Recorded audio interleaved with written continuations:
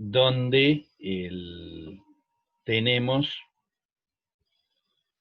por ejemplo, acá la temperatura de fusión del aluminio 660, ¿no? Lo mismo que veíamos en el diagrama de aluminio con cobre, ¿no? Obviamente.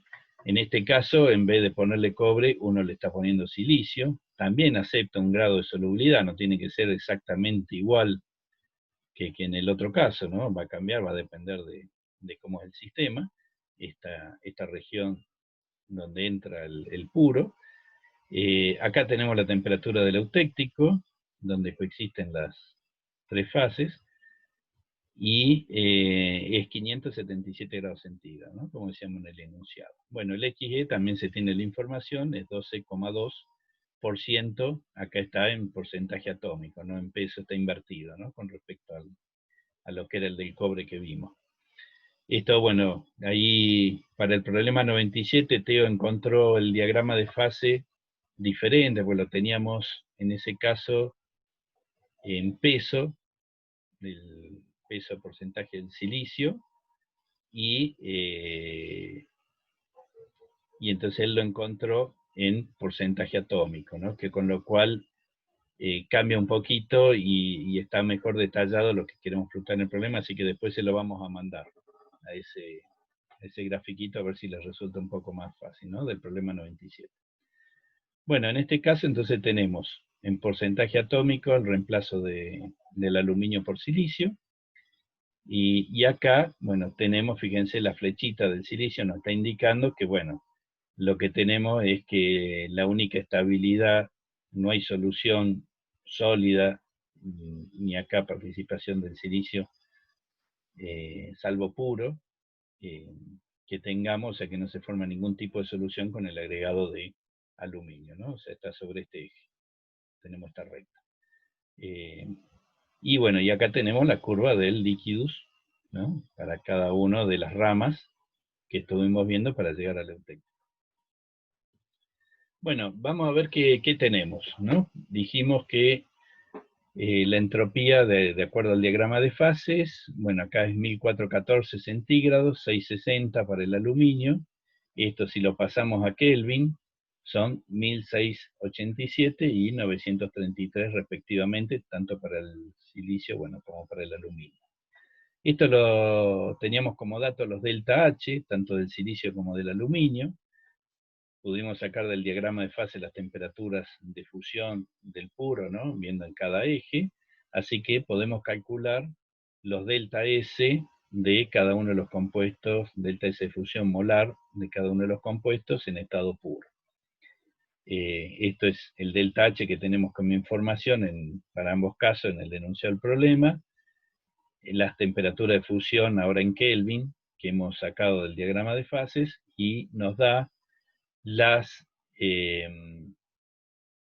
temperaturas, los delta S correspondiente al silicio y al aluminio, ¿no? En el ejemplo numérico, ¿se acuerdan que esto le habíamos dado valor 10? ¿No? Bueno, en este caso, ya más próximo a la realidad, tenemos casi 30 para el silicio y 11 Joule por mol sobre Kelvin para el aluminio.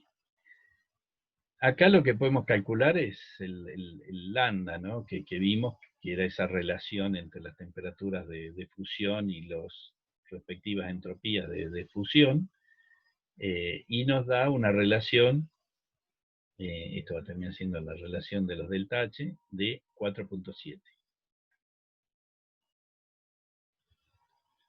También teníamos la ecuación esta, que nos determina la composición del eutéctico, nos relaciona, pero necesitamos saber lambda, ¿no? Entonces por eso lo hemos calculado antes, que nos permite acá, ahora, tener un número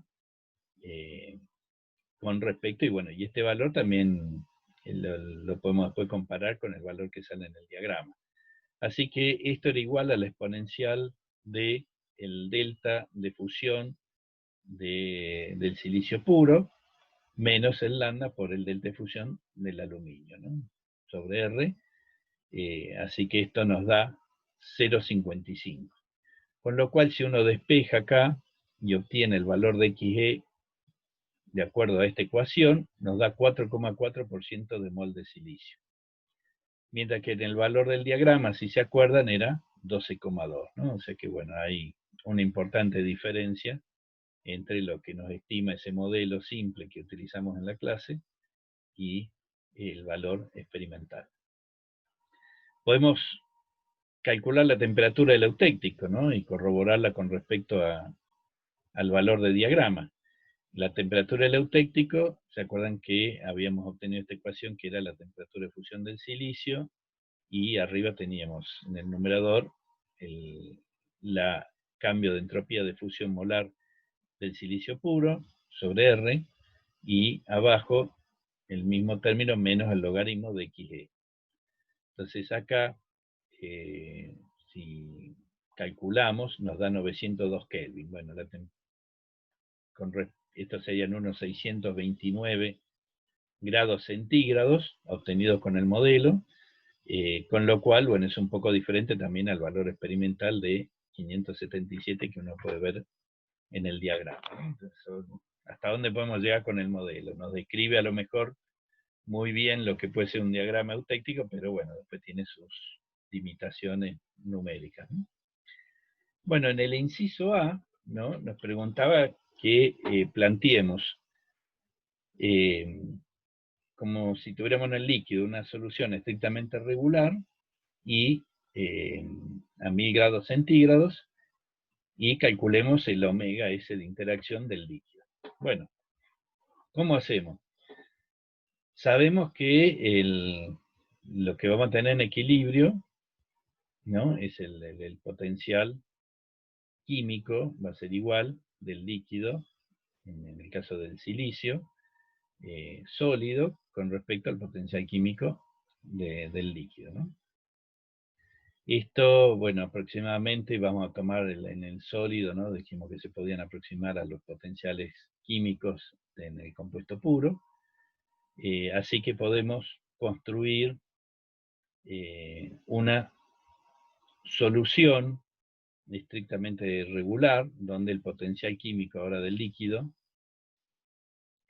para una determinada fracción, a una cierta temperatura, ¿no?, si tenemos la presión fija, va a ser el del compuesto, el potencial químico del compuesto del silicio en estado líquido puro, más el término entrópico de RT por el logaritmo de la fracción molar del silicio en estado líquido. Y ahora, para tener el modelo de solución estrictamente regular, lo que ponemos es un omega,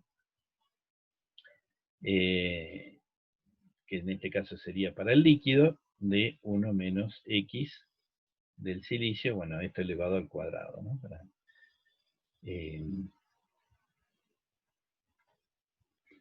Igualando estas ecuaciones, ¿no?, donde vamos a tener el sólido en equilibrio con el líquido, nos queda, habíamos dicho que acá lo aproximamos al silicio puro en estado sólido, y en este caso ponemos a la derecha este término que planteamos para la solución líquida estrictamente regular. Bueno, esto, digamos, si pasamos este término para el otro lado, nos queda un delta de fusión con respecto a los potenciales químicos, igualado a 0, más los términos de la contribución entrópica de la mezcla, más la parte del modelo de solución estrictamente regular.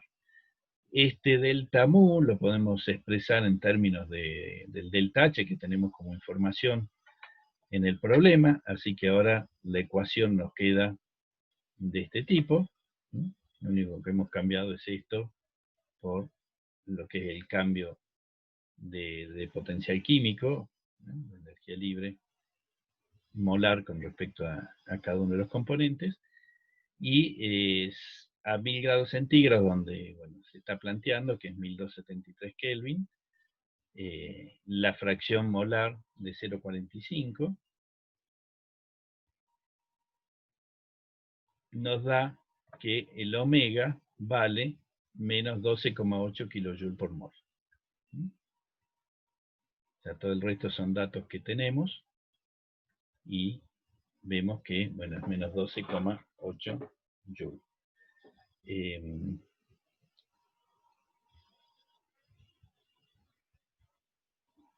¿No? Estamos acá, dijimos a 1000 grados centígrados, bueno, justo acá está medio raro, pero 900 es la mitad, 1000.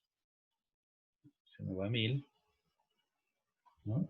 La composición es 0,45 del punto que estamos analizando y que estamos tratando de obtener este omega, que nos da menos 12,8 kilojoules por mol. Bueno, y en el inciso B nos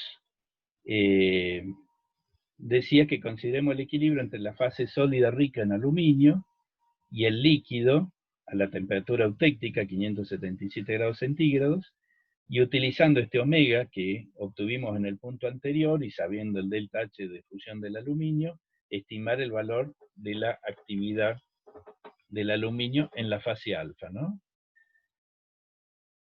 Entonces, consideramos el equilibrio entre el aluminio y el líquido en la composición eutéctica. Entonces, planteamos de vuelta la igualdad de potenciales químicos de la fase sólida con la fase líquida, ¿no? Tanto de, bueno, en este caso del aluminio. De este lado de la izquierda, ¿qué tenemos? Y bueno, vamos a tener el potencial químico del aluminio puro más la parte de RT, y ahora como estamos hablando de actividades, ¿no? Ponemos, que es lo que queremos calcular, la actividad del aluminio en la fase líquida. Y del otro lado, ¿qué nos queda? El modelo de solución estrictamente regular que planteamos. Entonces va a ser el mu del aluminio puro en fase líquida más la contribución del logaritmo de XL por RT más la contribución que corresponde a la parte del modelo de solución estrictamente regular. Despejamos este término que tiene la información que nosotros queremos calcular. Esto de vuelta hacia este lado ahora nos va a aparecer el delta de fusión del potencial químico del aluminio puro. ¿No? Antes en la ecuación anterior, como estamos viendo del otro lado a 1000 Kelvin, estábamos hablando del silicio. Bueno, es lo mismo, pero como estamos planteando acá del aluminio, tenemos el delta de fusión, los otros dos términos son iguales. Esto lo expresamos de vuelta en función de los datos conocidos del delta H de fusión con respecto por este factor de temperaturas correspondiente, y vamos despejando ahora dividiendo por RT, con lo cual acá nos quedaría el R y acá la temperatura, ¿no? Que dividimos RT. En este caso el RT se va y acá nos queda el omega sobre RT. Esto, bueno, simplemente son todos valores conocidos, ¿no? La temperatura es la temperatura del eutéctico, que es 850 Kelvin, pasarlo a Kelvin. La composición del aluminio es la composición del eutéctico, 0,8, y el omega es lo que calculamos en el inciso anterior, menos 12,8 kJ por mol. Así que fíjense que ya podemos calcular la actividad del aluminio nos da 0,97. ¿no? Y fíjense que es muy cercana, ¿no? O sea que se cumpliría, o podríamos describir con la ley de Raoult, lo que es la parte ahí ¿no? de cerca del aluminio, ¿no? Con un poquito de silicio, porque bueno, la fracción, dijimos,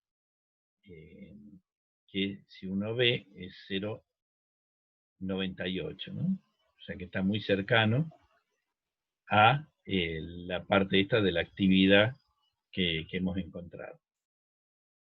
Y bueno, ya con eso termino. Si quieren abrimos la discusión